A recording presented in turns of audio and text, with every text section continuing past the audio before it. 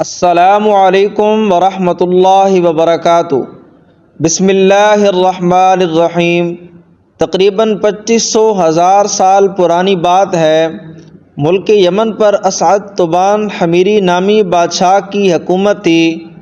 چونکہ یمن کی زبان میں بادشاہ کو تبع کہا جاتا تھا، اس لیے تاریخ میں یہ بادشاہ تبع الاول یعنی پہلا بادشاہ اور تبع حمیری کے نام سے مشہور ہوا۔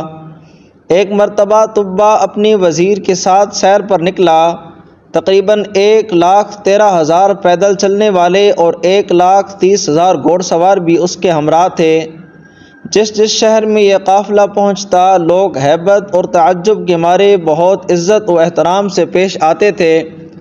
اس سفر کے دوران تبع ہر شہر سے 10 علماء منتخب کر کے اپنے قافلے میں شامل کر رہا تھا۔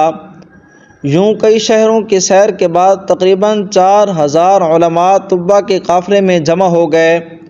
جب یہ قافلہ شہر مکہ پہنچا تو وہاں کے لوگوں نے ان کی ذرا بھی آؤ بھگت نہ کی۔ یہ دیکھ کر تبع کو بہت غصہ آیا۔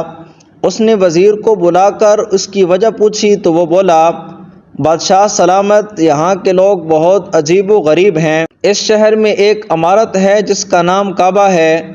یہ لوگ اس عمارت میں شیطان اور بتوں کو پوجتے ہیں۔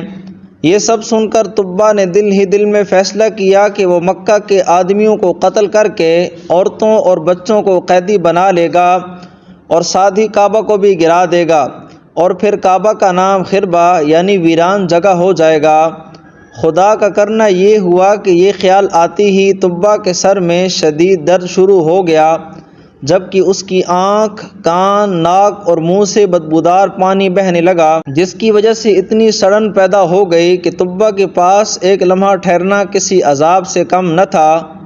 وزیر نے طبیبوں یعنی ڈاکٹرز سے مشورہ کیا، مگر کوئی بھی تبع کا علاج دریافت نہ کر سکا۔ طبیبوں کا کہنا تھا کہ یہ کوئی آسمانی معاملہ لگتا ہے جس کو ٹالنا ہمارے بس کی بات نہیں۔ بیماری نے تبع کی نیند اڑا کر رکھ دی تھی۔ اچانک رات کے ایک پہر ایک عالم صاحب وزیر کے پاس آئے اور رازداری سے فرمانے لگے، اگر بادشاہ میرے سوال کا سچ جواب دینے کو تیار ہو جائے تو میں اس کا علاج کر سکتا ہوں۔ وزیر نے یہ بات تبع کو بتائی تو وہ فوراً راضی ہو گیا۔ چنانچہ جب عالم صاحب تبع کے پاس پہنچ گئے جہاں ان دونوں کے علاوہ کوئی اور نہ تھا، انہوں نے پوچھا، بادشاہ سچ بتاؤ، کعبہ کے متعلق تمہارے دل میں کیا بات ہے؟ تبع جو بیماری کی وجہ سے مکمل نڈھال تھا، فوراً اپنے برے ارادے عالم صاحب کو بیان کرنے لگا، جسے سن کر وہ بولے، تمہاری بیماری کی وجہ یہی بری نیت ہے۔ یہ بات یاد رکھو کہ کعبہ کا مالک چھپی باتوں کو بھی جان لیتا ہے، اس لیے اپنے دل سے برے خیالات نکال دو، اسی میں تمہارا بھلا ہے۔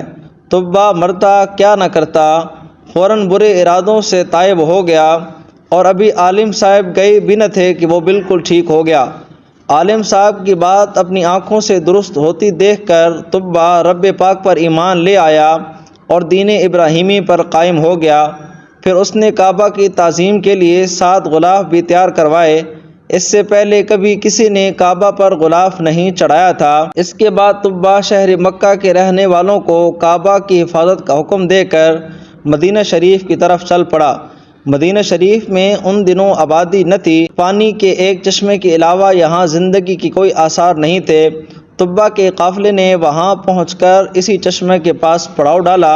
یہاں قیام کے دوران تقریباً 4,000 علماء کا آپس میں ایک مشورہ ہوا، جس کے بعد ان میں سے 400 علماء کرام نے یہ فیصلہ کیا کہ جب تک وہ زندہ ہیں کسی قیمت پر اس جگہ مدینہ طیبہ کو نہیں چھوڑیں گے۔